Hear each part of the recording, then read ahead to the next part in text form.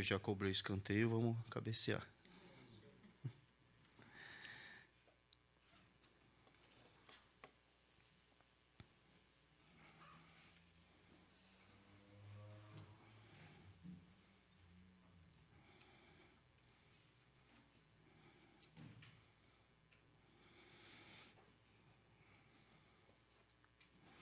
Eu vou tentar uma coisa aqui, se não der certo, eu vou pedir ajuda do...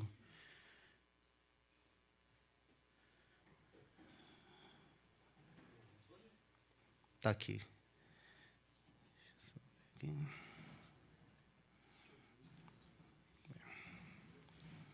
Ah, tá.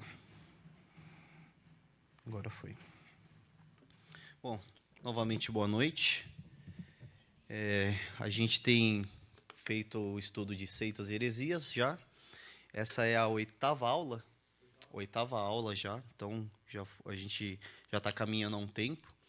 E a gente tem visto como várias pessoas têm se achegado ao Evangelho por conta disso, né? Então, assim, a gente fica muito alegre com isso, né? Esse é justamente o propósito. Não é o propósito mostrar que nós estamos certos e os outros errados, mas que a gente junto verifique a verdade de Cristo e que Ele seja glorificado nisso. Tem alguém que está vindo aqui pela primeira vez, que não acompanhou os outros estudos? Alguém? Tá. Só para eu saber, para a introdução que eu vou fazer. Então, vamos lá.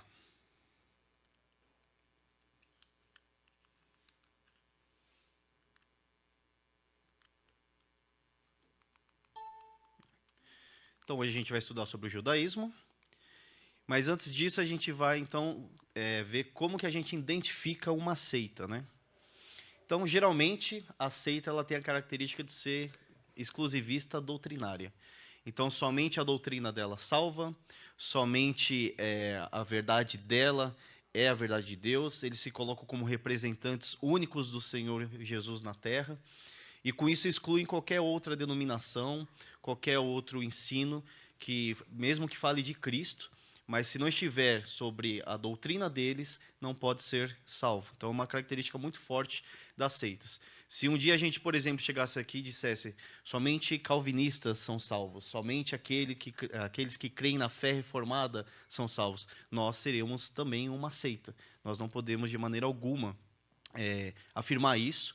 Mas mesmo não afirmando, a gente age de vez em quando dessa maneira quando a gente não tem paciência ou amor com aqueles que estão em erro e precisam conhecer a verdade. Então, é um ponto importante a ser considerado.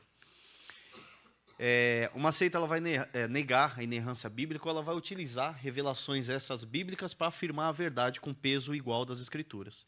Então, muitas vezes, fala assim, não, a Bíblia é a verdade, mas a Bíblia mais, né? Então, a Bíblia mais a tradição, a Bíblia mais esse profeta, a Bíblia mais esse ensino. E é bem claro que a maioria das seitas, geralmente você tem um livro chamado O Evangelho Segundo Fulano, o Evangelho Segundo Ciclano, e por aí vai. Então é uma característica muito forte, quando o próprio Evangelho não é suficiente, eles precisam então de uma nova revelação como última revelação, não sendo a revelação de Deus nas Escrituras. Eles negam a divindade de Cristo. Então, Cristo não é Deus, Cristo é simplesmente um homem, é um grande profeta, é um espírito evoluído. Eles vão dar diversos e diferentes nomes a Cristo, mas nunca vão atribuir a Cristo a verdadeira divindade. A salvação, geralmente eles ensinam ser por obras, né, ou por recompensa de algo que é feito. Isso vai ficar bem claro no estudo de hoje do judaísmo, né? A gente vai ver, isso é bem forte, bem característico deles, essa salvação por obras.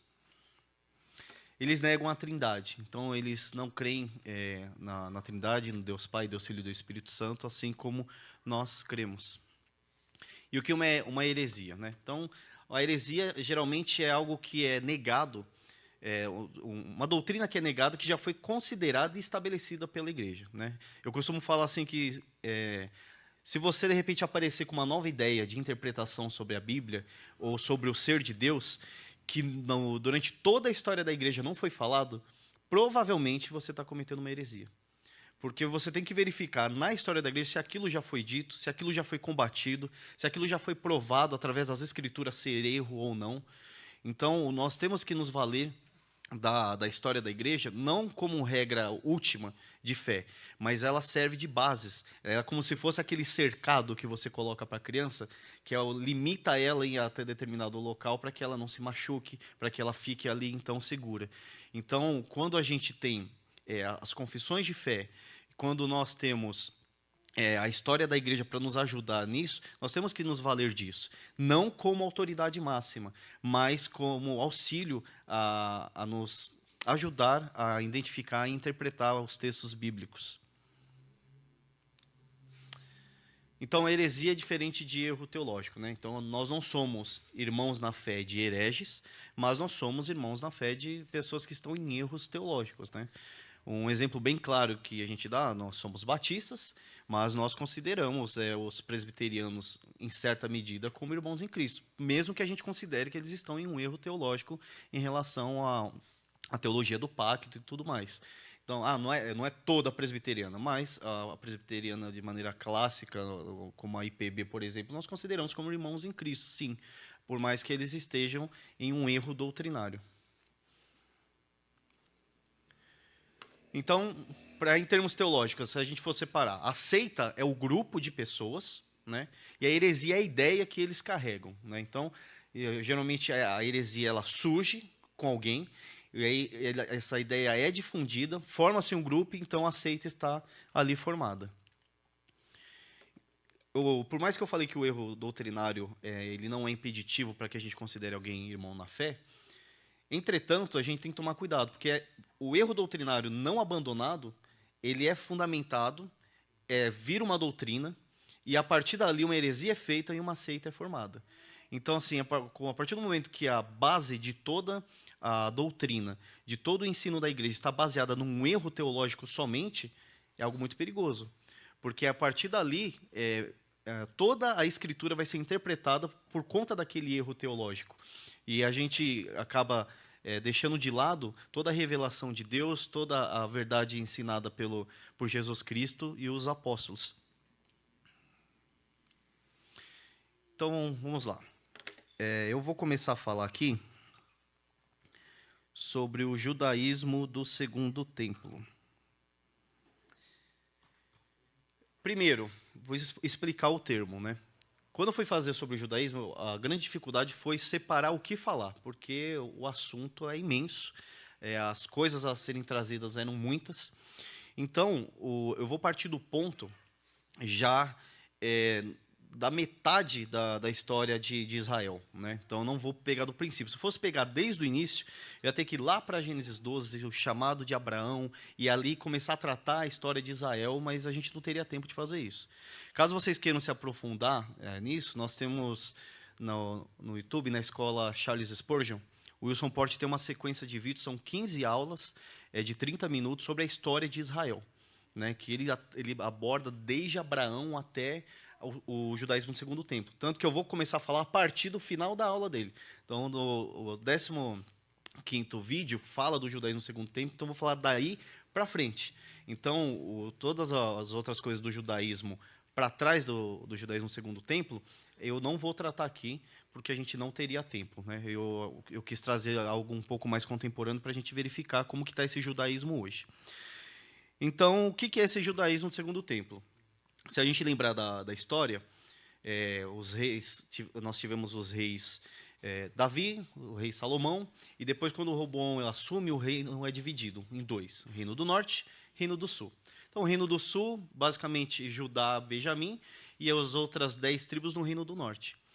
E o grande problema foi a idolatria do povo, né? O povo se tornou idólatra, abandonou o Senhor, e as maldições prescritas na lei por abandonar a aliança que Deus fez com o povo seria retornar ao exílio a um povo estrangeiro, assim como eles eram exilados escravos no Egito. E isso ocorre depois quando a Babilônia invade, que destrói toda Jerusalém. Aí vem Ciro na Pérsia vem, e então depois de uma profecia, ele autoriza que o povo judeu retorne a Jerusalém para poder reconstruir o templo, né? Então ele promove um decreto e Ciro ele autoriza que os judeus retornem a Jerusalém para assim reconstruir o templo. Então vai um primeiro grupo com Zorobabel, em torno de 50.000 judeus voltam para fazer essa reconstrução, né, segundo o relato bíblico. E depois o segundo grupo é liderado por Esdras, que é o escriba. Então, para aprofundar os detalhes sobre isso, nós temos o livro de Esdras na Bíblia, que vai tratar sobre como foi esse retorno e a reconstrução do templo. Então, quando a gente fala judaísmo do segundo templo, a gente está falando desse segundo templo que está sendo reconstruído. E aí a gente chega aqui no período intertestamentário. Se você for pegar numa cronologia, eu estou dando um salto enorme aqui na história, né? Então, eu estou falando lá de Esdras e, de repente, eu estou lá no período antes do Novo Testamento. Então, o que é esse período intertestamentário? É aquele período no final do Antigo Testamento e antes do Novo Testamento. Nas Bíblias antigas, a gente tinha aquelas 4 páginas em branco, simbolizando que Deus não falou com o povo e não houve profecias naquele tempo. E se vocês lembrarem bem, eram 4 páginas brancas. Cada página representando 100 anos, que foram em torno de 400 anos, onde não houve a voz de Deus para com o povo nenhuma outra profecia. Mas porque não houve profecias bíblicas nesse período, não quer dizer que nada aconteceu. Né? Nós temos livros históricos como 1ª e 2ª Macabeus, que vão contar um pouco do que aconteceu naquela época. Né? É um livro apócrifo, não é um livro canônico, mas é um livro que vai falar sobre a história de Israel e o que aconteceu ali. E aí a gente tem esse personagem que é Antíoco Epifânio. Então, quem era ele? Ele foi um homem que ele centrou todas as suas forças para destruir a religião judaica. Ele queria helenizar os judeus, queria colocar toda a religião grega para os judeus, proibia os judeus de se reunirem, de adorar o Senhor. Ele saqueou o templo, ele fez que houvesse uma terrível carnificina. Então, ele foi um personagem bem cruel da história contra os judeus. E aqui eu quero ler com vocês o slide aqui para a gente ver bem como era a figura de Antíoco Epifânio. Então, Antíoco usou a força e a brutalidade sem limites, resistindo com todo o seu poder a tudo que era sagrado e divino pelo judaísmo, procurando estabelecer a helenização deste seu povo, desse seu novo território, proibindo radicalmente a adoração e a obediência ao Deus verdadeiro, Jeová. Proibiu a observância do Shabá, sábado, dia de descanso e adoração a Deus. Proibiu os cultos no templo, a prática da circuncisão e forçou os judeus a comerem alimentos considerados impuros pela lei de Moisés. No templo, Antíoco sacrificou porcos no lugar santo em honra a Júpiter ou Zeus. Ali é o mesmo Deus, a diferença é que em Roma era chamado de Júpiter, mas na Grécia era Zeus, mas a divindade para eles era a mesma. De acordo com a lei judaica, os porcos eram animais imundos. Não se devia tocá-los ou comê-los. Sacrificar um porco no templo era o pior insulto que o inimigo poderia cometer contra os judeus. E aí a gente vai para esse texto de Daniel 11. Então, a profecia que tinha em Daniel 11. A gente vai ler agora também. Então o homem vil tornará para sua terra com grande riqueza, e o seu coração será contra a santa aliança. Ele fará o que lhe aprouver e tornará para a sua terra. No tempo determinado, tornará a avançar contra o sul, mas não será nesta última vez como foi na primeira, porque virão contra ele navios de Quitim que lhe causarão tristeza. Voltará e se indignará contra a santa aliança, e fará o que lhe aprouver. E, tendo voltado, atenderá os que tiverem desamparado a santa aliança. Dele sairão forças que profanarão o santuário, a fortaleza nossa, e tirarão o sacrifício diário, estabelecendo a abominação desoladora. De maneira quase unânime, os judeus eles vão entender que esses eventos foram cumpridos nos atos de Antíoco Epifânio. Essa abominação desoladora e a interrupção do sacrifício diário foi realizada por ele. Quem estava aqui no estudo sobre o Adventismo, a mesma profecia vai falar que esse período de interrupção do sacrifício diário ele ia durar 2.300 tardes e manhãs. E a gente viu que os adventistas interpretam isso como anos e vão falar que esses anos se referem à volta de Cristo e Cristo não volta e tudo mais. Só que o que acontece? Historicamente, esses 2.300 anos, ele ele encaixa perfeitamente no período em que Antíoco Epifânio esteve no poder, que foi aproximadamente os 6 anos ali. Então, os períodos de tardes e manhãs, que era referente a dias, né, os 2.300 dias. Então, a gente vê que a própria história, mesmo o livro de Macabeu sendo um livro histórico e não canônico, a história confirmando a profecia bíblica de que o homem vil viria e faria a abominação desoladora. E por que eu estou falando tudo isso? Porque é nesse período que surgem os tão famosos fariseus, né?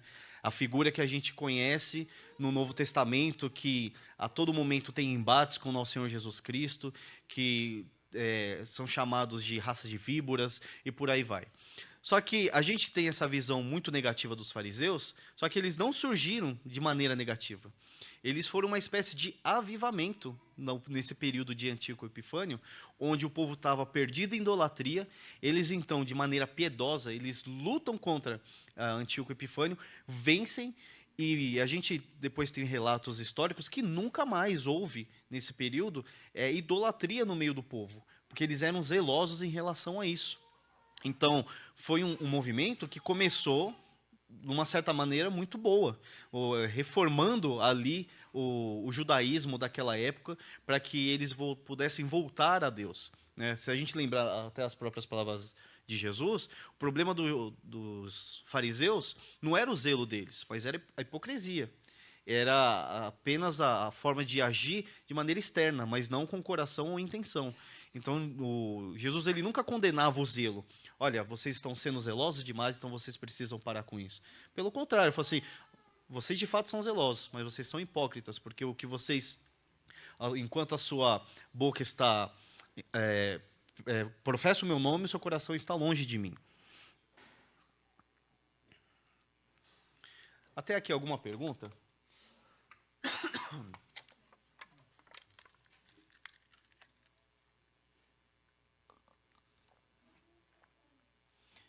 Então vamos para os tipos de judaísmo. Antes de mais nada, a lista que eu vou colocar, ela não é uma lista exaustiva. Se fosse colocar os tipos de judaísmo que existe, a gente ia virar a noite aqui. Tem muita, muita coisa. É igual, por exemplo, uma religião oriental for estudar o cristianismo. Na hora que ele for estudar o cristianismo, ele vai ver que tem várias vertentes. Tem pentecostal, neopentecostal, tem presbiterianos, tem batistas. É um mar muito grande, né, de variedades de doutrinas, de denominações. O judaísmo não é diferente disso. A gente conhece aquele judaísmo mais clássico das escrituras, mas ele se ramificou de uma maneira muito grande. E foi até complexo buscar algo que pudesse fazer um pouco mais de sentido para a gente aqui nos nossos estudos. Então a lista é essa aí: ebionismo, cabala, judaísmo ortodoxo, judaísmo reformista, judaísmo conservador, judaísmo nazareno e judaísmo messiânico. Eu vou tratar de maneira superficial os 5 primeiros e eu vou procurar dar um enfoque maior nos 2 últimos, que é o judaísmo nazareno e o judaísmo messiânico, porque é aqueles que tendem a parecer mais com o cristianismo, né? É aqueles que mesclam um pouco das coisas que cremos com aquilo que não é verdade. Então, eu vou dar um enfoque maior nesses 2 últimos tipos. Então, o ebionismo, né?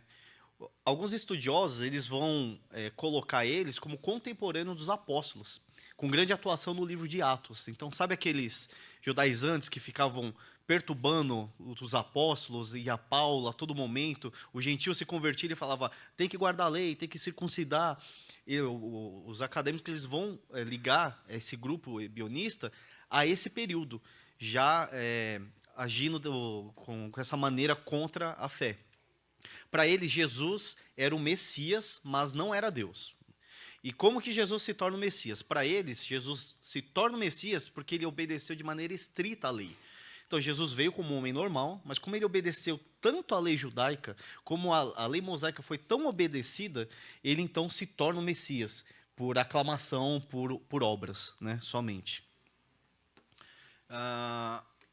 sobre o nascimento virginal de Jesus, eles divergem. Uns creem que Jesus nasceu de uma virgem, outros não creem nisso. Mas é unânime que, para eles, Paulo era apóstata. Esse negócio de salvação pela fé é apostasia. A salvação só pode ser adquirida mediante a guarda da lei mosaica.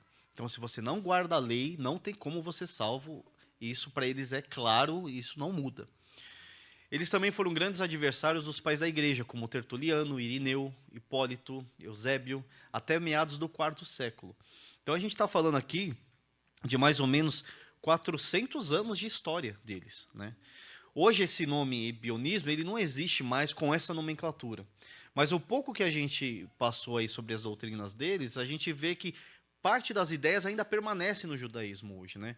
A própria questão de guarda da lei para salvação, de circuncidar aqueles que creem em Cristo, creem em Deus, aliás, para fazer parte do reino de Deus. Então, todo aquele jugo que era imposto sobre os gentios na época de Atos, o judaísmo clássico hoje impõe àqueles que querem se achegar até Deus e dizer que, não, eu creio em Deus, eu creio nesse Deus, o que eu faço? Então, eles querem então te transformar num judeu. Então, essa mesma ideia ela permanece até hoje. Sim. Sim.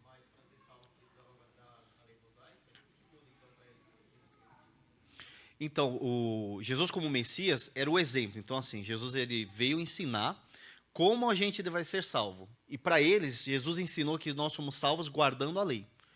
Então, assim, tá vendo? Como o Messias ensinou, nós temos que guardar a lei igual ele guardou. Senão, a gente não tem como ser salvo. Não, não. Eles mesclam a ideia de entender que o Messias viria de uma maneira espiritual, mas que essa espiritualidade ela tinha consequências e atos próprios. Então a pessoa ela tinha que executar algo para ser salvo. Então assim, eles não é igual o judaísmo clássico lá que eles entendem que Jesus vai vir como uma força militar que vai então retomar todo o poder terreno do judaico para então ser considerado o Messias. O próximo é a Cabala. Então, a Cabala é o conhecimento místico e esotérico do judaísmo. Se vocês forem pesquisar, vocês vão ficar abismados de como eles são místicos, como eles gostam de coisas esotéricas, né?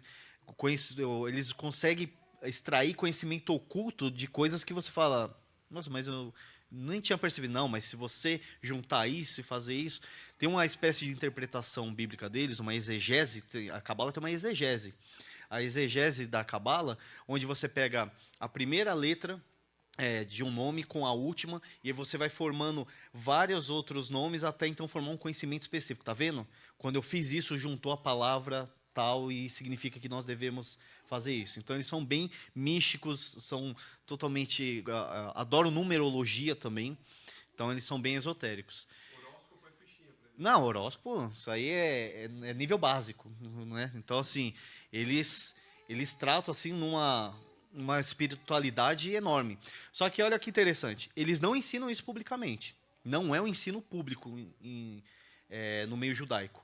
Para eles isso aí é uma doutrina secreta. Só aqueles poucos escolhidos e especiais aprendem a Cabala, né? Então você vê o contexto de separação, de exclusivismo. Ó, você tem capacidade de entender isso, mas eu não, aquele outro não tem. Outra característica, eles consideram o hebraico como idioma oficial do próprio Deus. Então, Deus fala hebraico. Então, toda revelação bíblica que não for no hebraico, ela não é uma revelação sadia, não é uma revelação verdadeira. As nossas traduções não são fiéis, não são revelações de Deus, são cópias e cópias errôneas. Para eles, o hebraico é o idioma central e o único possível de se conhecer a Deus verdadeiramente. E eles têm uma crença no chamado Adão Cadmon. O que é isso? Esse Adão Cadmon seria o primeiro ser criado de Deus. Então, Deus não criou primeiro Adão e Eva. Deus criou esse Adão Cadmon e dele Deus extraiu Adão e Eva. Como eles chegaram a isso? Boa pergunta. Mas é o que eles creem. Eles creem que há um ser inicial, que iniciou todas as coisas. Eu pesquisei, tentei me aprofundar do porquê disso, mas nada pareceu tão coerente. Trazer aqui ia ficar só mais confuso, né? Então, eu só quis expor o que eles realmente dizem sobre isso. Agora eu vou tratar os três juntos aqui, o ortodoxo, reformista e o conservador. Então, de maneira mais simples, o ortodoxo é aquele mais rígido, é aquele que guarda realmente a lei mosaica, aquilo é irrevogável, aquilo não pode deixar de ser feito, que é o judaísmo clássico que a gente conhece. Que não. Tem de tudo aqui. Tem de tudo. Tem de tudo. Isso. Eu ia trazer e tratar as vestes e a cultura, mas não ia dar. Eu tenho que fazer isso em uns 2, 3 estudos, porque. Não, sem problema nenhum, mas é realmente isso. Conforme a crença deles, é uma maneira da qual eles se vestem. Então, você olha para quem é mais conhecedor do judaísmo, bate o olho e sabe, esse é um judeu tal. Né? Só que é muitos detalhes assim, aí eu acabei não trazendo, mas é um ponto sim que ocorre, que é bem interessante também de você aprofundar. Se você bater o olho, você vai saber que tipo de judeu é aquele, qual é a crença dele pela forma da qual ele se veste. Né? Nenhum desses atualmente apresenta sacrifício. Não. Só que, por exemplo, o ortodoxo falou que ele é mais radical em termos da lei. Uhum. Ele tem a visão de que só não apresenta porque não tem o templo. Isso. É isso? O ortodoxo é justamente isso. Ele não crê em Jesus como Messias, né? Ele acha que o Messias ainda vai vir, que o templo vai ser reconstruído. Então, a gente está falando de judaísmo segundo templo, para ele vai ter o judaísmo do terceiro templo, né? Da qual os sacrifícios ainda retornarão. Eu falo.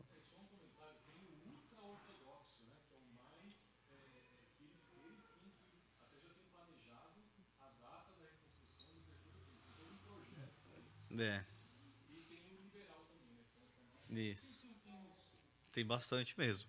Então, o ortodoxo é esse mais clássico, né? Então, que está lá aguardando a reconstrução desse terceiro templo e tudo mais. E assim, tem relatos que alguns bairros em Israel, no dia do Shabat, se você adentrar lá de maneira errada, você até é apedrejado. Né? Então,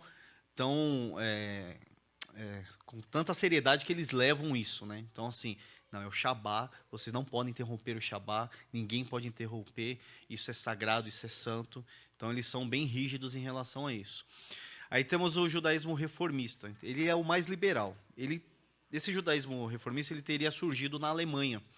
E foi uma tentativa de conciliar a cultura alemã com a cultura judaica. Então, poxa, tá difícil manter a cultura judaica aqui do jeito que a gente quer, estamos sendo pressionados, então vamos ceder um pouco para que a gente então possa misturar um pouco isso e então a gente poder conviver bem. Então, basicamente, os reformistas são esse grupo mais liberal, condenado inclusive pelos ortodoxos, né?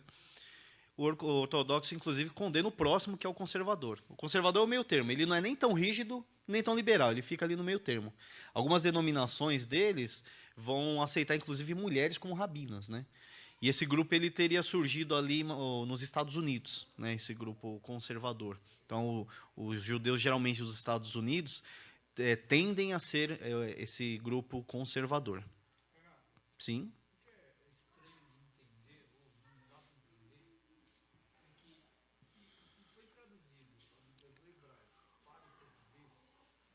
Uhum.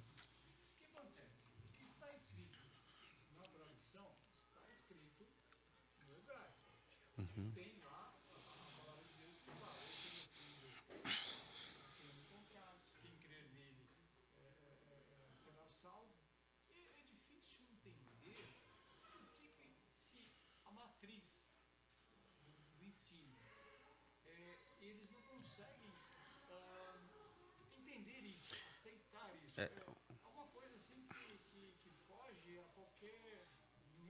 Uhum.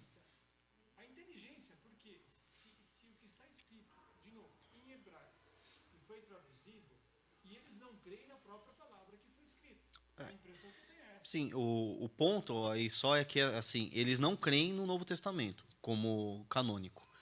É só o Antigo Testamento. Aí a gente, no final, a gente vai tratar de alguns textos que estão no Antigo Testamento, que é até a forma como nós devemos buscar de evangelizá-los, né? E tem muitos textos, não é todos, tá? Não é todo o judaísmo que faz isso, não é toda denominação que vai fazer isso, mas tem textos que são proibidos de ler. Então, assim, esse texto é muito complexo, vai perverter alguns do judaísmo, então nós não lemos no Isaías 53 é um, eles não leem. Quando eu estava pesquisando, eu vi várias tentativas de evangelismo, e quando a pessoa ela lia Isaías 53, o judeu olhava e falava assim, mas onde que está isso ali? Não, na Bíblia hebraica. Hebraica? Aonde? Não, mas nunca vi esse texto. Então, assim, eles são doutrinados a serem adeptos ao judaísmo, não para entender de fato ali toda a verdade, né?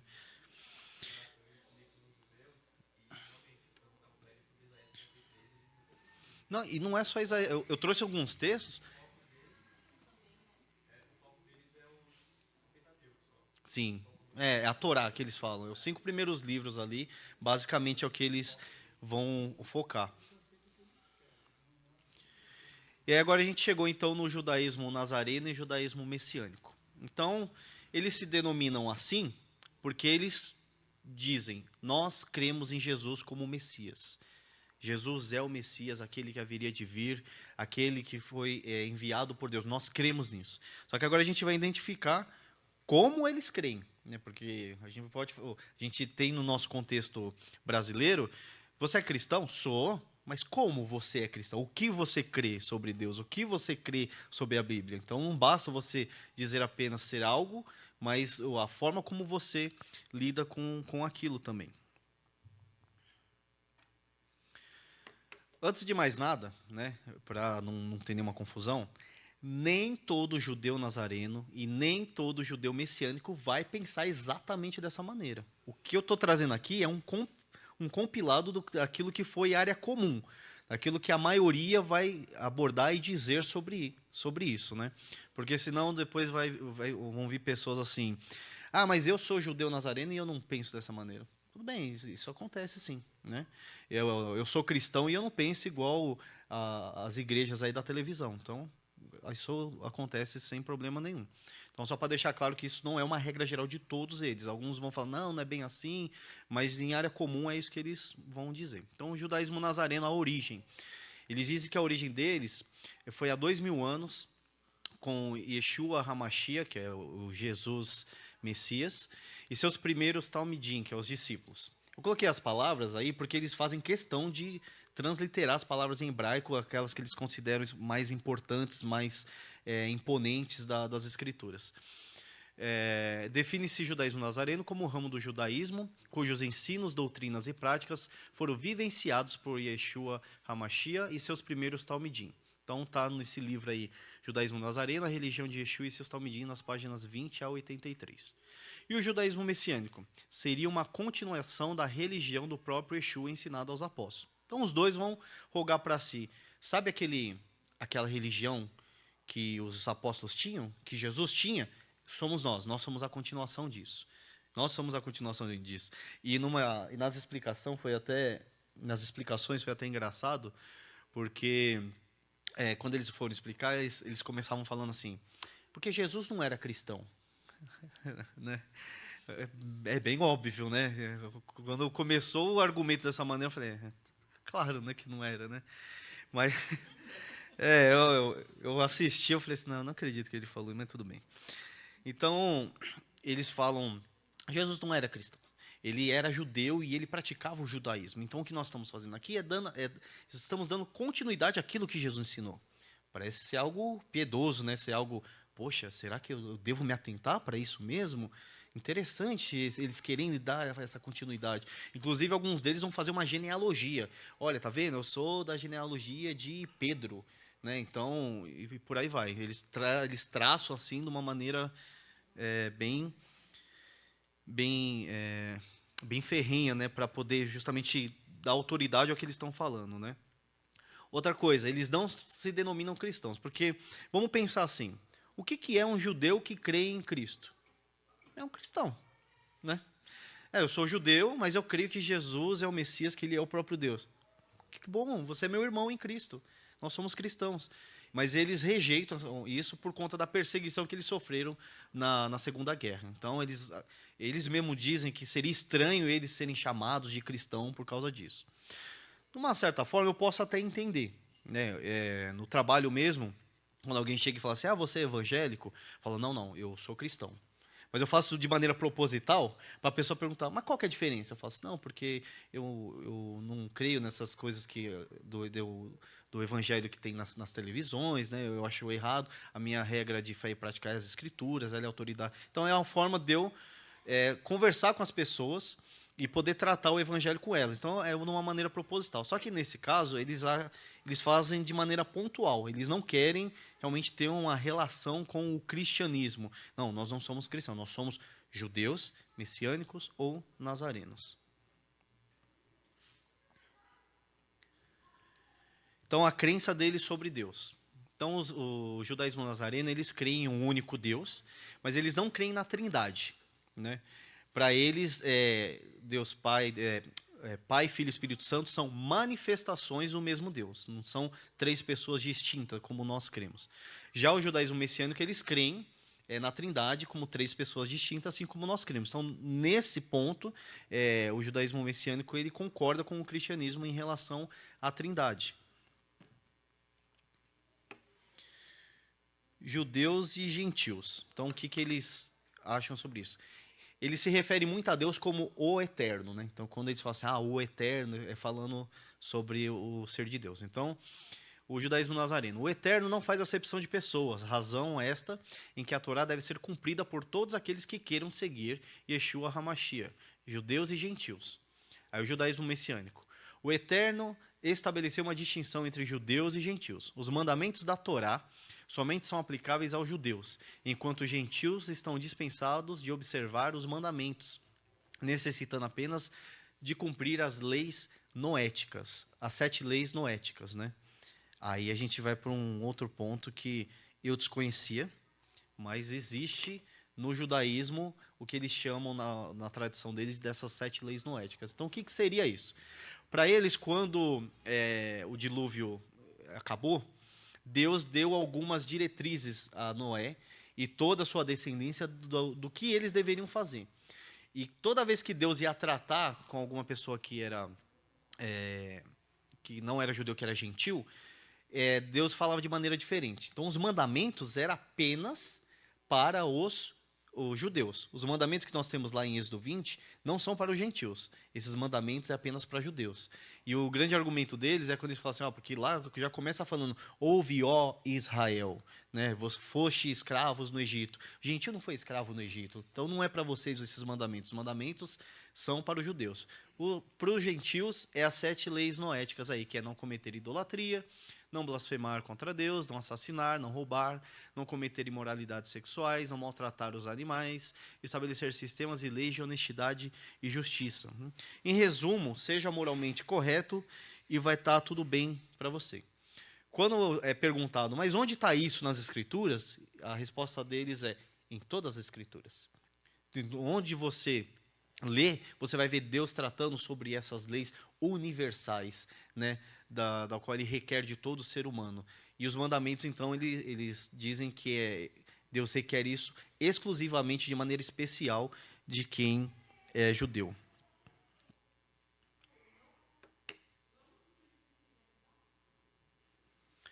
Então, sobre a religião deles, né? Então, o judaísmo nazareno. Yeshua não veio para criar uma nova religião, mas sim para ser o Mashiach, o Messias, esperado pelo povo de Israel.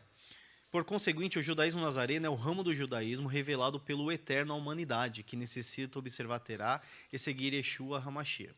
Aí o messiânico vai dizer, existem 2 religiões válidas e verdadeiras, o judaísmo messiânico e o cristianismo. O judaísmo messiânico é a religião destinada aos judeus, enquanto o cristianismo aos gentios. Aí aqui eles começam já a funilar o que eles creem. Então o nazareno vai falar assim, olha, a verdadeira religião é a nossa. A nossa é a verdadeira, porque a gente está dando continuidade àquilo que foi ensinado por Jesus. E aqui eles já começam a ter características exclusivistas. Nós somos a verdadeira religião. Aí o judaísmo messiânico é mais brando. Ele vai falar, não, existem duas verdades. A nossa e o cristianismo. Porque o cristianismo é dos gentios e a nossa é para os judeus verdadeiros.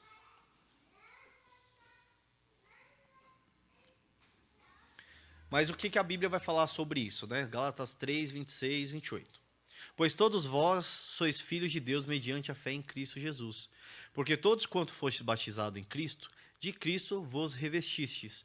Dessarte, não pode haver judeu nem grego, nem escravo nem liberto, nem homem nem mulher, porque todos vós sois um em Cristo Jesus. Então não tem essa divisão, judeu, grego, rico, pobre. E se você está em Cristo, você é um em Cristo Jesus. É isso, inclusive, que no livro de Gálatas, né, hoje nós vamos terminar o estudo e temos lição de casa. A lição de casa vai ser ler os 6 capítulos de Gálatas.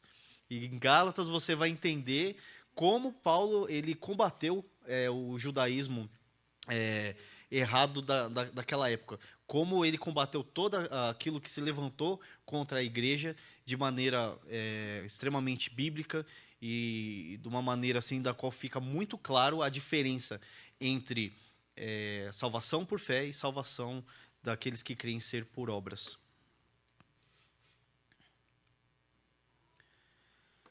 Então, segundo eles aí, o verdadeiro israelita. Então, para resumir, o judaísmo nazareno, ele vai falar assim: se você é gentil, você chega numa igreja judaica nazarena, você fala, olha, eu quero fazer parte dessa comunidade. Sério? Então tudo bem, a partir de hoje você é israelita. Eles te condecoram como israelita. Você não é mais chamado de gentil, você agora é um israelita assim como eles. E ele fala, e dessa maneira não há distinção. Nós não fazemos distinção de ninguém. Se você crê no que nós cremos, você é israelita igual eu. Então você também agora é um verdadeiro israelita. E deve se portar como um verdadeiro israelita. Então não basta você ganhou o título, mas você vai ter que fazer tudo que a gente faz também. Já o judaísmo messiânico, eles fazem um pouco dessa distinção. Então, como eles creem que os judeus devem guardar a Torá e os gentios devem guardar as 7 leis noéticas, eles fazem essa distinção e raramente eles vão colocar um gentio como rabino, por exemplo. Eles não o consideram em mesma categoria. Sobre a circuncisão, né? Então, o judaísmo nazareno fala assim, olha, aquele gentil que quiser se circuncidar, não tem problema, pode se circuncidar, a gente não vê problema nenhum nisso. Eles não obrigam a circuncisão. Nós não obrigamos isso. Isso aí é consciência de cada um. Se ele se sentir bem para fazer, ele faz. Se não, pode ficar também aqui sem problema algum. Já no messiânico, eles proíbem a circuncisão de gentios. Você fala, não, circuncisão é coisa de judeu. Você não tem que se circuncidar, não. Você é gentil, não precisa dessas coisas. Aqui está no site de uma comunidade aqui do Brasil que chama Ensinando de Sião. Ela é uma comunidade de judaísmo messiânico e isso aí está no site deles, o que eles defendem sobre isso. Eu vou ler e depois fazer um breve resumo. O Ministério Ensinando de Sião não possui vínculos institucionais com movimentos cristãos denominados restauracionistas ou sabatistas. Não defendemos, em hipótese alguma, a anulação ou destruição do cristianismo. Então, eles estão começando aqui com um discurso, nós não somos um discurso de ódio, nós não estamos aqui para destruir o cristianismo. Defendemos, sim, uma restauração dos aspectos do cristianismo que se desviaram das Sagradas Escrituras e do ensino apostólico. Nosso objetivo não é destruir a identidade cristã, mas sim afirmá-la em seu contexto histórico original, de acordo com a doutrina ensinada pelos apóstolos. Também não somos contra movimentos em prol do retorno de cristãos novamente à simplicidade da veracidade bíblica, tais como a reforma. Cremos que a restauração é o desenvolvimento natural e o aperfeiçoamento dos ideais reformistas em seu objetivo maior, sóla escritura. Então, olha só, eles estão aqui exaltando o sóla escritura. Vocês estão certos em ir para o sóla escritura. Uma vez que somente poderemos entender e vivenciar as escrituras de forma plena,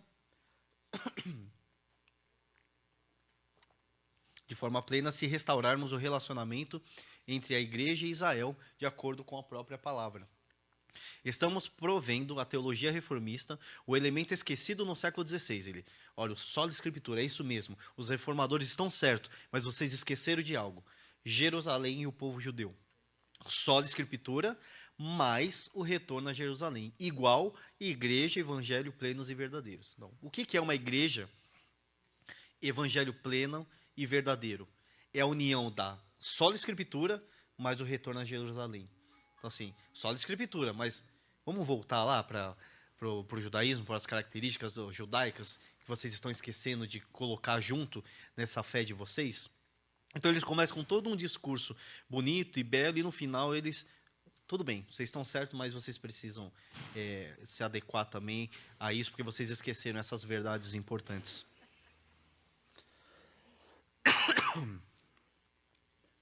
Então a gente vai para algumas conclusões. Alguém quer fazer alguma pergunta antes? Pode falar. Na verdade, são duas. Eles se julgam, esses dois últimos, como se fosse os únicos que seguem a Cristo. É isso mesmo? Isso, de maneira verdadeira. Essa é a minha conclusão. Isso. Se eu entendi isso corretamente. Isso, exatamente. De maneira comum, igual eu falei, nem todos vão para esses extremismos, né? Mas, de maneira comum é isso.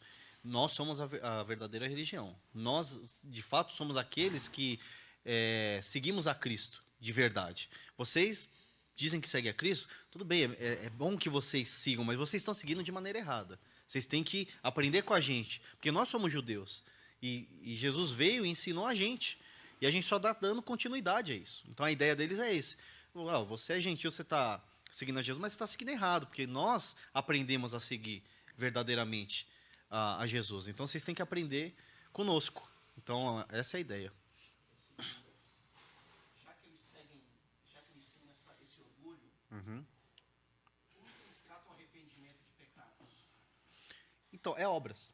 Né? Então, assim, o arrependimento de pecado, na verdade, eles vão tratar da seguinte maneira. Eles creem que Deus perdoa, que Jesus perdoa, que Ele é perdoador, mas eu devo me arrepender e fazer isso. Então, é mais ou menos aquele cristão que está na igreja e aí ele se afasta um pouco, aí ele começa a pecar e que ele fala, não, para eu ter o favor de Deus, eu vou começar a ir nos cultos direitinho, vou ler a Bíblia, vou fazer isso, vou fazer aquilo, achando que por fazer as coisas ele vai estar de fato perdoado, enquanto o pecado não foi abandonado.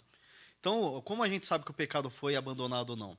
A gente sabe quando ele não volta a ser repetido de maneira constante, e a gente sabe a forma como você se porta em relação a isso.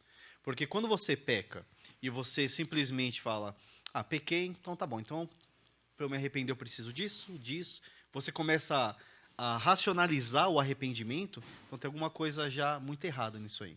A gente vê a reação de Davi ainda quando ele é exposto ao pecado dele, é um coração totalmente contrito, né? E submisso à vontade de Deus. Ele tinha ali plena convicção de que o que viesse a ocorrer com ele depois dali, ele iria de fato estar merecendo aquilo, que aquilo seria apenas seria o mínimo do que ele poderia passar.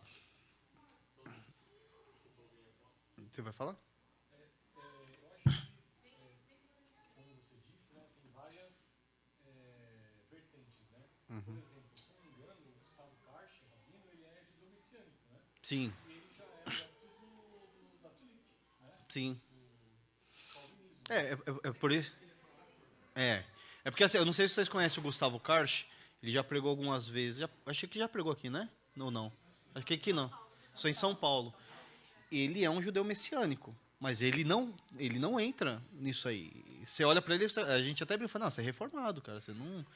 Porque ele realmente, ele crê na doutrina reformada, tanto que quando a gente vai perguntar algumas coisas para ele sobre o judaísmo, ele fala assim, não, mas você não precisa se preocupar muito com isso, não. Vocês têm que seguir a Cristo da maneira como vocês estão fazendo, vocês estão corretos. Ele falou assim, eu sou judeu, eu tenho a minha cultura. Ele falou assim, mas eu entendo que o que vocês estão fazendo é certo. Então, é igual o Renan falou, é um cara fora da curva, né? É um cara assim que não vai por esse meio comum, assim. E assim, eu creio que existem outros assim também. O que eu estou pegando aqui é aquela parte que a gente considera como seita, que a gente rejeita. Porque senão a gente acha assim, judeu messiânico crê em Jesus igual eu, então vamos lá, vamos abraçar isso. Não é bem assim. né? A gente tem que tomar um certo cuidado em relação a isso. Isso, ele mesmo. É, exatamente. Foi só em São Paulo mesmo, né? Várias vezes. Então, assim, e as pregações super bíblicas, são pregações cristocêntricas dele. Então, assim, é um cara realmente que foge de tudo isso aqui, né? Então, depois, se alguém for falar para ele, ó, o Renato tava falando mal lá de judaísmo messiânico lá, mas por isso que eu já falei logo no começo que isso não é uma via de regra, né? Senão depois eu saio daqui, tem uma comunidade judaica lá fora me esperando, né?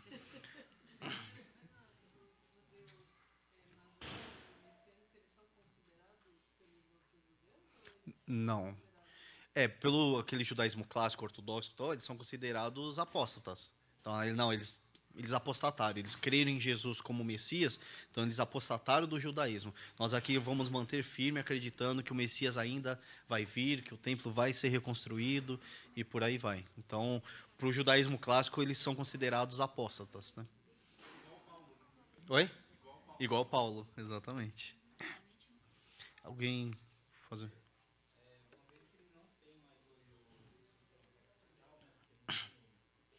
Uhum. Então, o perdão de pecados, você fala para o judaísmo clássico. Como que então ele se sente perdoado? Ele se sente perdoado cumprindo os ritos da cultura dele. Então, as festas, o Shabá. Então, assim, eu pequei, então o que eu preciso fazer? Cumprir os ritos da lei mosaica. Para que através delas eu sou santificado, entendeu? Então, eu faço isso para ser santificado mediante aquilo que eu faço de errado. E toda vez que eu faço aquilo, é como se eu tivesse apagado, começasse do zero, então ali seguisse, então, novamente uma nova perspectiva. Como não tem o sacrifício, eles sacrificam, né, através do cumprimento dos ritos judaicos.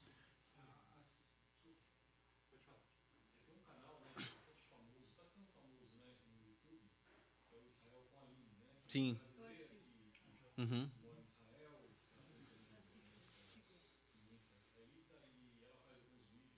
Uhum. Eu acho que foi nesse canal que ela explicou que atualmente, como não tem o templo, né? Então eles fazem igual, eles fazem uma referência a Daniel. Então, em vez de ter o sacrifício no templo, eles têm as orações. Sim. Eles fazem as 3 orações diárias que Isso. Daniel fazia, que é como se fosse um substituto Uhum. dos sacrifícios no templo, né? Sim.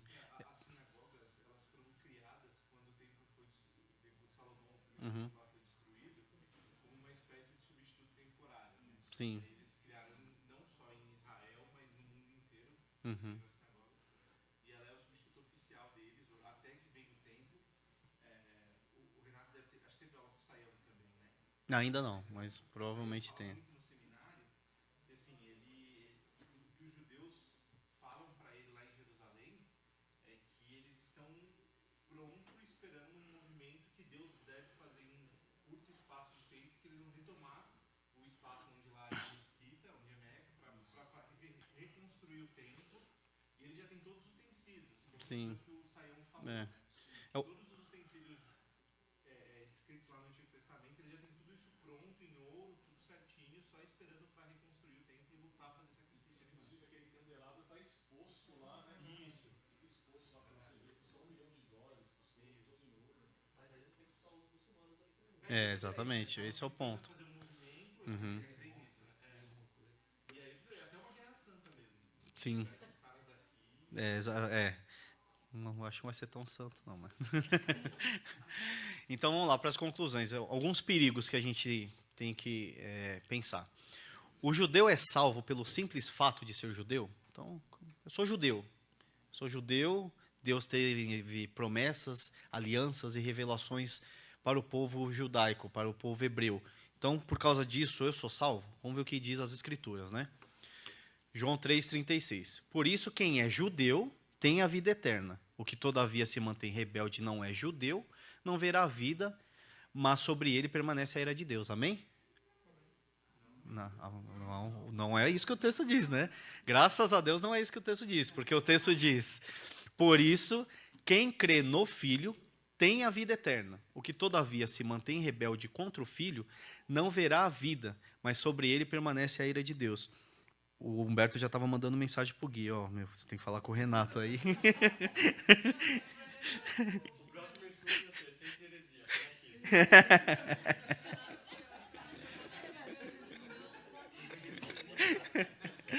Aqui. Então, o que acontece? Nós não somos salvos por aquilo que nós somos salvos por quem Deus é. Esse é o ponto. Não é por uma etnia, por algo que eu faço. É por aquilo que Deus é e por causa daquilo que Ele fez. A salvação ela está atrelada a isso. E não a algo que vem de nós, mas que vem dele. Né? Então, assim, Ele não veio possibilitar a salvação. Eu fiz a minha parte, agora você faz de vocês. Não, é uma obra completa. Né? Conforme a gente vê lá em Romanos 8, 29 e 30. Porquanto aos que de antemão conheceu, também os predestinou para serem conformes à imagem de seu Filho, a fim de que ele seja o primogênito entre muitos irmãos. E aos que predestinou, a esses também chamou. E aos que chamou, esses também justificou. E os que justificou, esses também glorificou. Então, ele fez tudo. Ele predestinou, ele chamou, ele justificou e ele glorificou. Foi ele que fez. Você não vê nenhum espaço ali falando, Deus fez isso, aí você foi, Deus fez aquilo e você... Não, Deus fez a obra completa. Então, a obra é totalmente de Deus.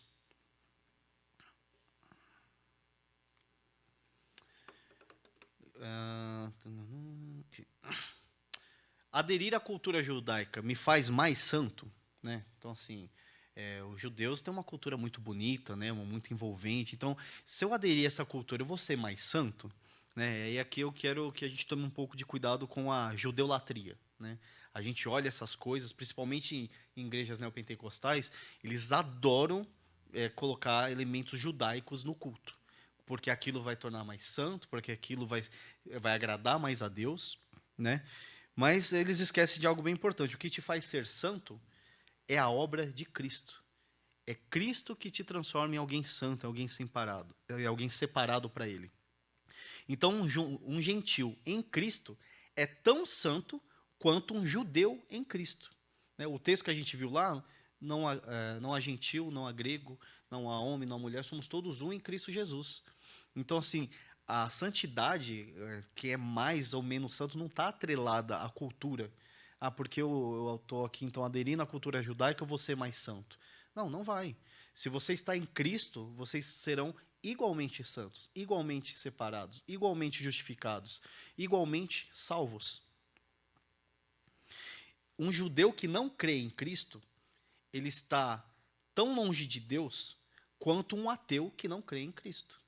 E esse é um ponto interessante. Às vezes a gente parar para meditar isso e fala, poxa, é verdade. Porque assim, não, mas ele é judeu, né? Do povo escolhido de Deus. Deus se revelou a ele. Mas se ele está rejeitando a obra do Filho, daquele que veio salvar os pecados, o que ele é? Senão aquele que não crê na obra do Senhor. Ele não está salvo, assim como um ateu também não está.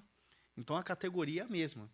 E isso é algo que provavelmente deixaria muitos deles bem nervosos, né? Porque a gente atribui justamente a salvação a Cristo, sendo o próprio Deus, e para eles isso aí é um escândalo, isso é a maior das blasfêmias. Inclusive, nosso Senhor Jesus Cristo foi crucificado por se colocar como Deus, como se colocar aquele que veio salvar os pecados do povo. Essa foi a culpa de Jesus. Não foi fazer milagres, mas foi se caracterizar como o próprio Deus.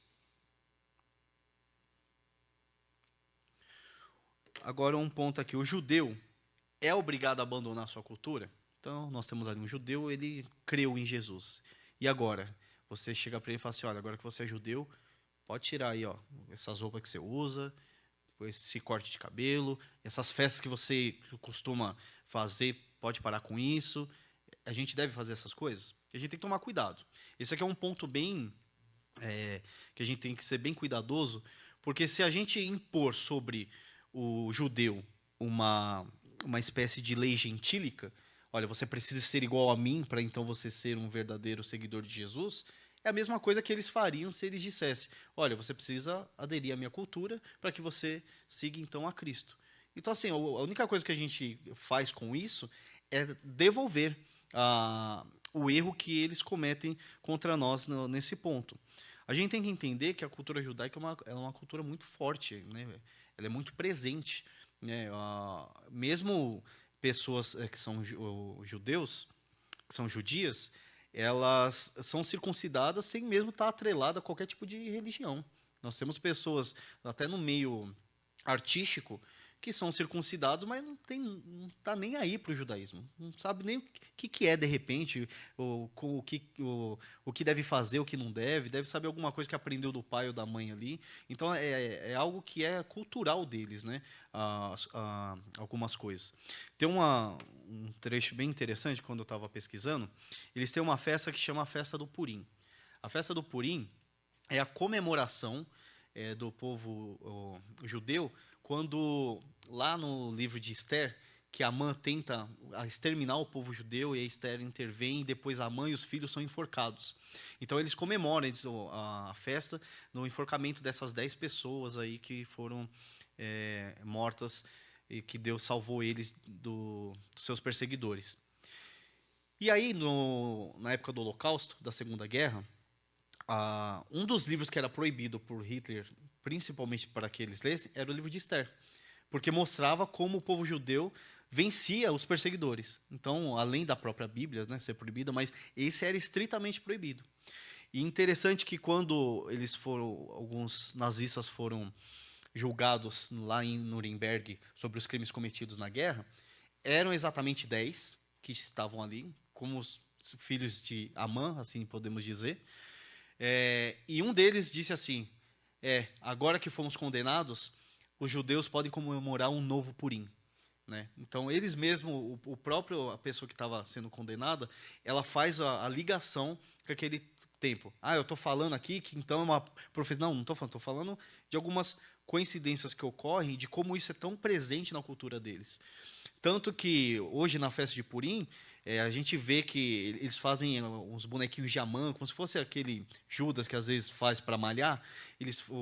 Muitos deles vão fazer o boneco de Hitler no lugar de Amã, porque eles identificam Hitler como o novo Amã que foi vencido por Deus. Então, e é cultural deles. É errado que eles façam isso? Você chegar lá e falar assim: não faça isso, porque senão você não é... É da cultura dele. O problema da cultura judaica está quando eles atribuem salvação a isso.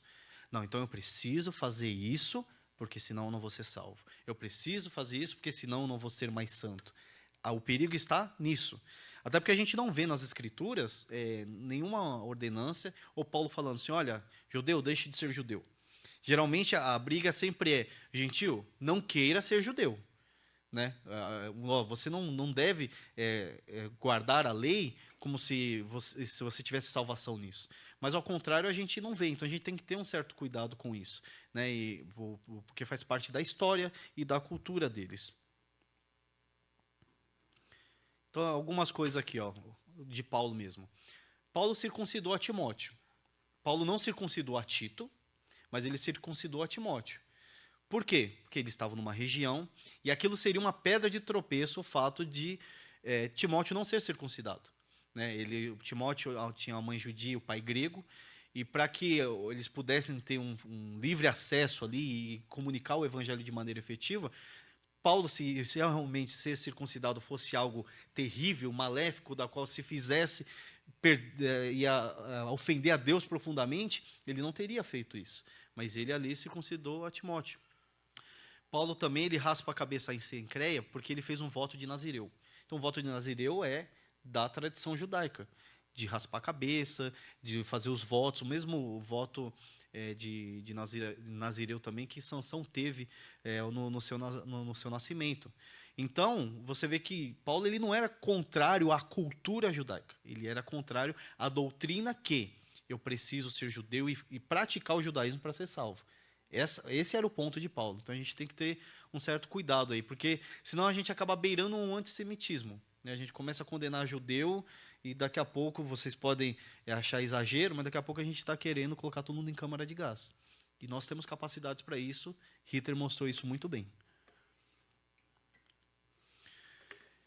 Paulo, inclusive, é acusado pelos judeus de proibir a cultura deles. Então, lá em Atos 21, 20 e 21, vai falar assim, ó. Ouvindo, deram eles glória a Deus e lhe disseram: Bem vês, irmãos, quantas dezenas de milhares há entre os judeus que creram e todos são zelosos da lei. E foram informados a teu respeito que ensina a todos os judeus entre os gentios a apostatarem de Moisés, dizendo que não deve circuncidar os filhos nem andar segundo os costumes da lei. Então, a acusação que Paulo estava sofrendo, eu fico imaginando a tensão de Paulo. Porque Paulo ele ia para os gentios e os gentios condenavam ele porque ele estava querendo trazer o Deus único. Aí ele ia para os judeus, que ele também sendo judeu, para falar de Jesus e das profecias do Antigo Testamento que traziam a Jesus como Messias, e ele também era condenado e era criticado por isso. E ele era perseguido pelos dois lados. Então, Paulo ele não tinha nenhuma área de conforto. Ele poderia falar assim, bom, eu vou ficar aqui só com os gentios porque para mim será mais fácil, ou vou ficar aqui com os judeus porque vai ser mais fácil. Sendo judeu, sendo gentil, ele sempre tinha problemas ao pregar o evangelho. E ele sofria acusações como essa. Não, Paulo está falando aí sobre salvação pela fé, mas na verdade ele está querendo que a gente negue Moisés e toda a revelação de Deus. Ele proíbe a gente circuncidar os filhos, ele nunca proibiu isso. Ele proíbe que a gente siga os costumes da lei, ele também nunca proibiu. O que ele proibia era atribuir salvação aos atos da lei.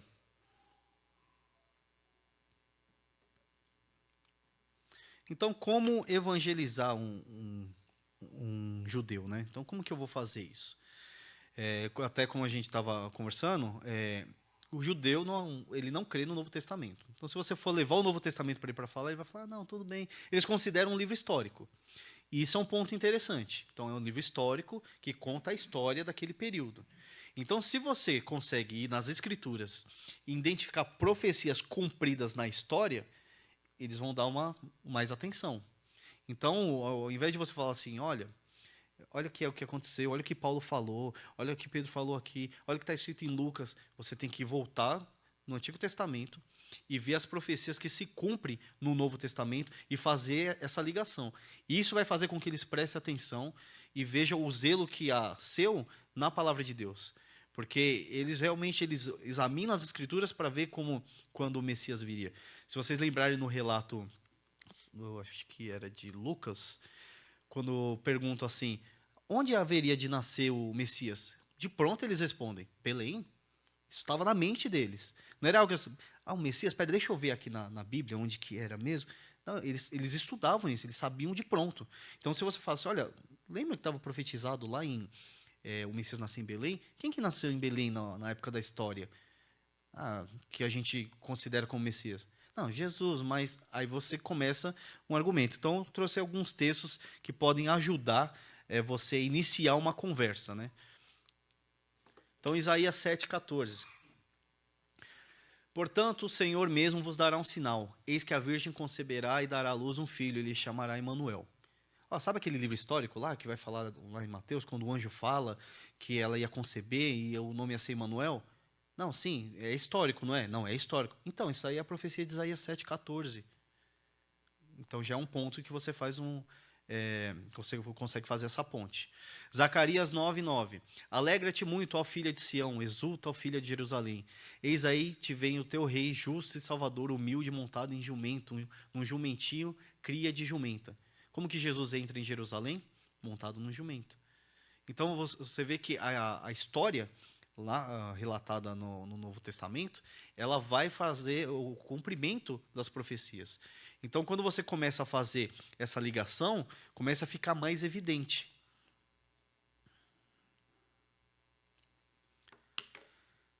Isaías 9:6, porque um menino nos nasceu, um filho se nos deu. O governo está sobre os seus ombros e o seu nome será maravilhoso, conselheiro, Deus forte, Pai da eternidade, príncipe da paz. E esse aqui, além de um texto messiânico, é um texto que mostra que a divindade de Cristo. Né? Então, assim, não, tudo bem, eu creio que está falando sobre Jesus. Então, mas como que Jesus seria chamado de Deus forte? Não seria isso idolatria? Né? Então, assim, quando as pessoas elas vão condenar a divindade de Cristo, um texto desse mostra claramente que ele era chamado de Deus forte, Pai da eternidade. Atributos que eram colocados somente a Deus. Lá em Miqueias 5:2, E tu, Belém Efrata, pequena demais para figurar como grupo de milhares de Judá, de ti me sairá o que há de reinar em Israel, e cujas origens são desde os tempos antigos, desde os dias da eternidade. Então, mais uma profecia do nascimento do Messias. E, claramente, Isaías 53. Isaías 53 é tão claro, que eu fui pesquisar o porquê que eles não consideram. Porque, tudo bem que é um livro proibido, mas hoje, com a internet, a tecnologia que a gente tem, é difícil você proibir. Olha, não leiam tal coisa. Primeira coisa que alguém vai fazer, fala, peraí. Eu lembro, tudo que você fala assim, ó, não pode ler tal coisa, que isso é um escrito proibido. Escrito proibido, já acabou. Você vai procurar.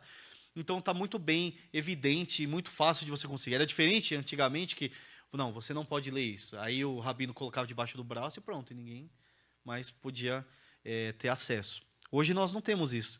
E eu fiquei curioso, falei, não, vamos lá, por que então Isaías 53 não é tido por eles como a figura do Messias, de Jesus ali?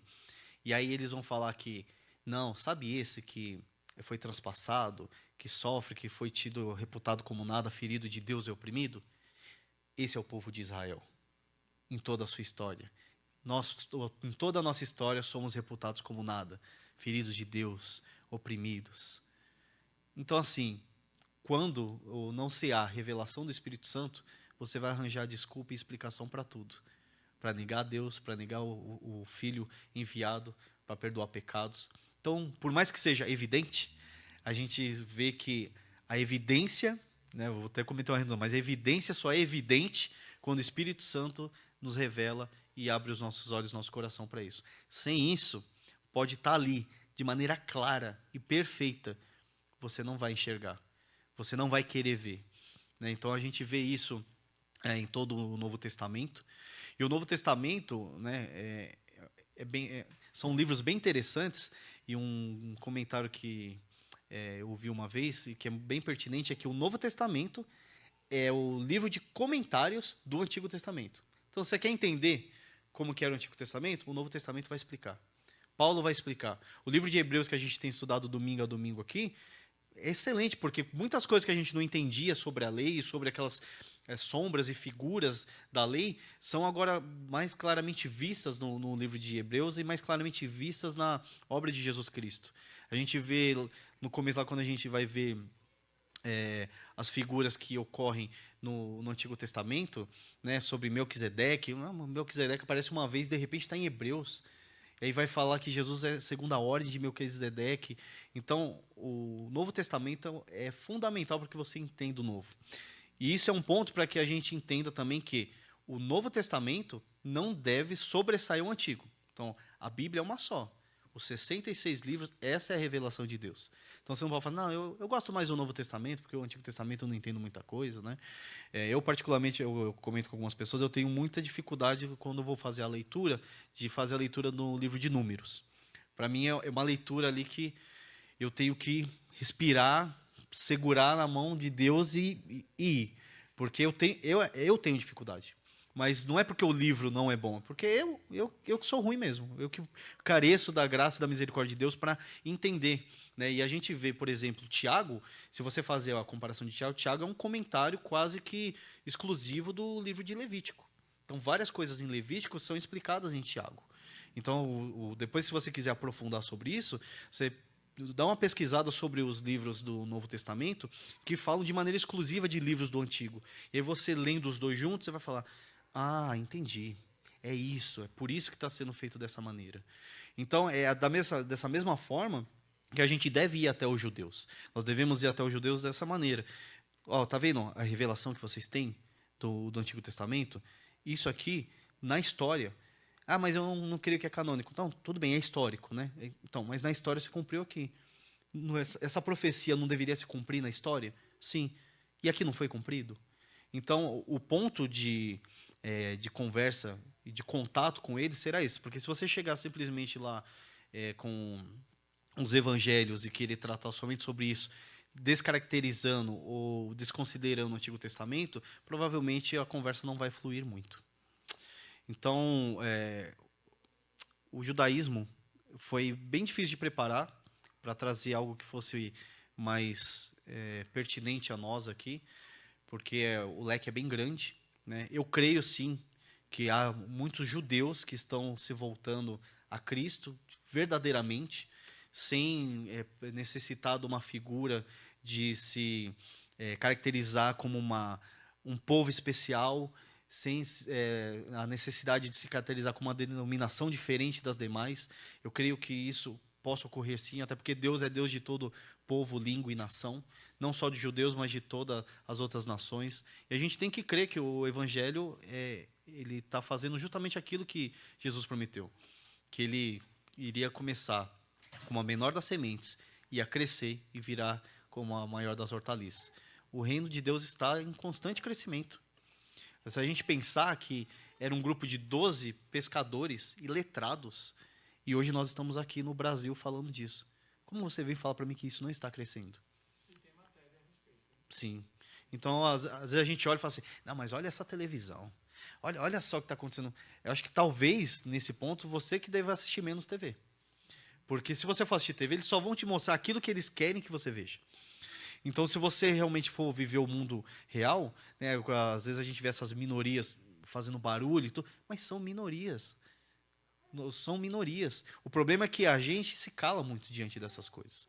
E a gente não pode se calar diante a pessoas da cultura judaica e pregar a eles o evangelho, sim. Às vezes eu já ouvi, infelizmente, de algumas pessoas, não, eles tiveram a oportunidade deles. Eles rejeitaram a Cristo e crucificaram. Eles tiveram a oportunidade deles. Imagine se Deus fosse pensar dessa maneira conosco. Olha, Renato, você já teve a sua oportunidade.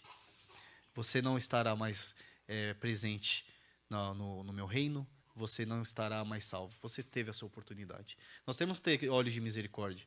Às vezes a gente acha, porque a gente é cristão, a gente entendeu o evangelho, a gente tem compreendido as escrituras, a gente se coloca superior a um povo que, por conta da revelação que foi feita primariamente a eles, chegou a nós. Já se deu conta que o próprio livro de Romanos, se eu não me engano, vai falar justamente isso. A desobediência deles culminou em salvação nossa. Olha que impressionante a misericórdia de Deus. Mas Deus quer dizer que Deus os rejeitou, para dizer que agora, a partir de agora, nenhum judeu mais será salvo. Nenhum judeu mais vai crer em Cristo. A gente não pode pensar dessa maneira. Isso é um comportamento exclusivista nosso. Isso tem perigos muito...